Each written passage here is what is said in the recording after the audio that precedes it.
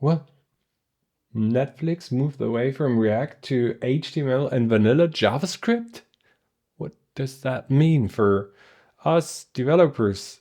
Should we now all ditch React?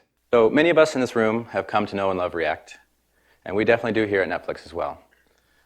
But I'm suggesting you trash it.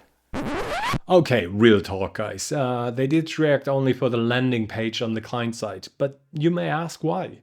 React was slowing down the time to interactive and added unnecessary complexity in development. But to be honest, I can relate to that decision. You know, sometimes I ask myself, is JavaScript the holy grail for front end, or have we pushed it too far?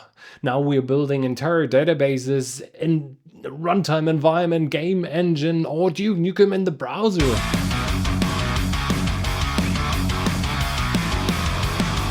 But we have to acknowledge that JavaScript was built in just 10 days.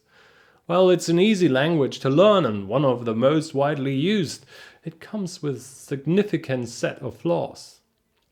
So do we have to build the entire web out of it? Just do me a favor. Click through your favorite web pages, Google, YouTube, Wikipedia.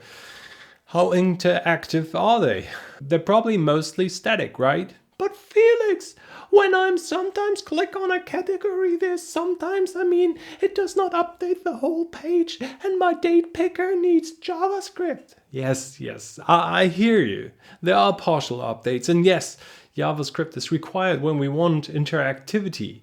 But can we accomplish that without having 95% written in JavaScript to generate 5% of our HTML? All right, so today we have here Carson Gross. He is the creator of HTMX. That's probably what you're best known for right now. You know, one of my favorite YouTuber, the Prime Agent, who worked 10 years for Netflix, explored a new framework, or let's say a different approach called HTMX.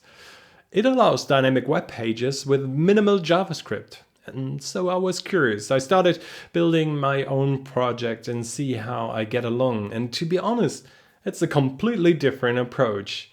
It embraces HTML and templating and adding interactivity, so JavaScript, only when it's really needed.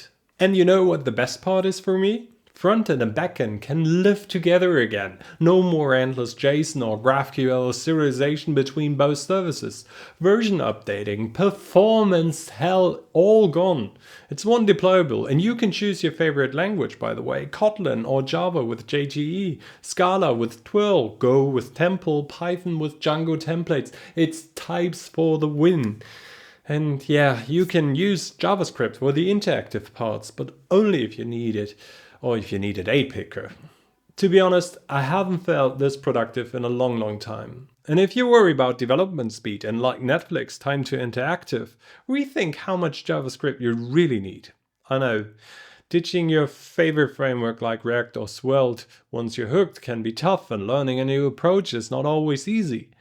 But I'm positive. We can build apps with other languages and make them interactive. You know, I'm not saying you should never use TypeScript or JavaScript. They totally have their place. But what I'm saying is that it can make sense to enhance your toolbox and not use one tool for everything. Thanks for watching, and I'm looking forward to your comments.